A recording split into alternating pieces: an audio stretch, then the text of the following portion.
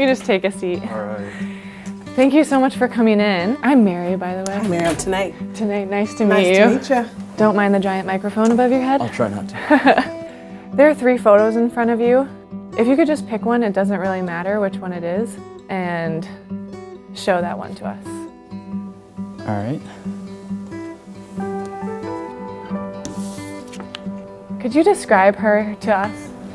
She looks youthful. I feel like this is one of those situations where if I say he's 23, then he's actually going to be 16.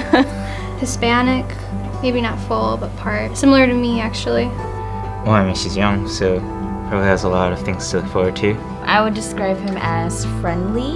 She looks, I don't know, happy. She doesn't look shy, but confident. Anything she puts her mind to, she could achieve. We actually have his story, if you could read that out loud to us. Okay, Marcus. I grew up really close to my parents. Adriana. I grew up with my brother and sister. Amy. I remember watching the Olympics on TV when I was 5 and being totally in awe of the sprinters. I was the middle child and easily the quietest. I felt like no one ever saw me or cared. Dad was too drunk to keep a job, and he never even saw me unless I was in his way. Mom worked 2 jobs to make sure we had food for every meal, so she was never here to know when he would hit us. One day when I went to the mall, like I like to do to be out of the house, a man came up to me and told me I was beautiful and asked me on a date. On our first date, he drove me around in his car and said we could eat whatever I wanted. Every time we were together, he bought me something new. Tom really cared about me, and Tom really made me feel special. I was in love with him. After only going out for 3 weeks, Tom offered me a way out of my home, asked me to move in with him. So when he asked me to have sex with him, I did. He would put his hand over my face until I couldn't breathe. Tom had friends over pretty regularly, and I could tell that some of his friends were into me. So I kept my door locked and hoped that no one would bother me. After a few nights of crashing there, he said that I still owed him for letting me stay at his place. He said he had a friend who wanted to spend an hour with me. He told me I might have to do some stuff, but not to worry about it. It's not a big deal. When I didn't want to, he slapped me and said no one ever cared about me like he did. But I didn't know what else to do because I needed a place to stay. His friends forced themselves on me and took turns while he watched. One by one, they come down to the basement, telling me how pretty I am. When they're on top of me, I just close my eyes and pretend I'm running. I'm exhausted and I don't know what to do. My name is Adriana. I'm 16 years old. My name is Marcus. I'm 14 years old. My name is Amy. I'm 12 years old. I live in Grand Rapids, Michigan. And I live in Grand Rapids, Michigan. And I live in Grand Rapids, Michigan.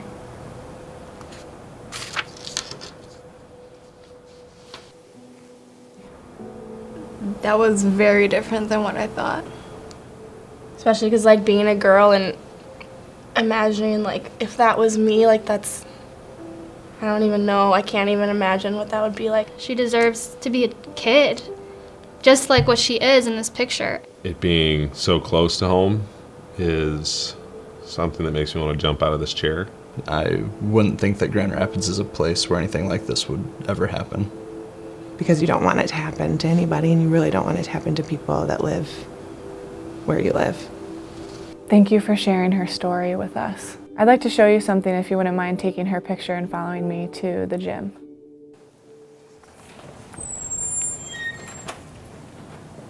Oh, wow.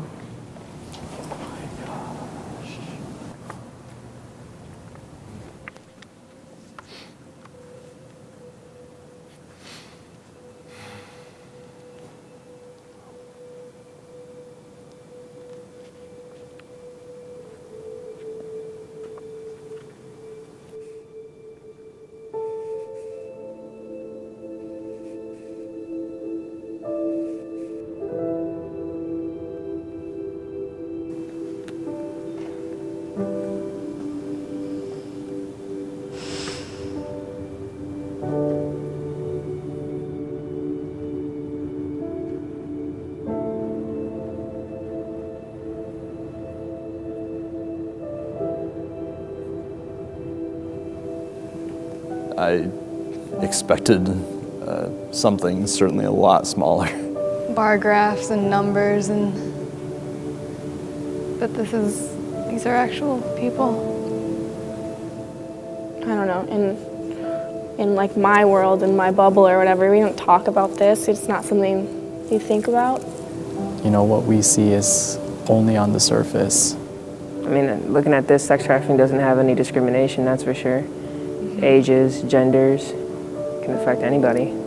It hits you right in your heart, your gut, your stomach. It's like, wow. Now it's like I feel like I have this weight of responsibility to see how I can help. Changes through greater awareness and making people realize that this does happen here and will continue to happen until we decide to make it stop.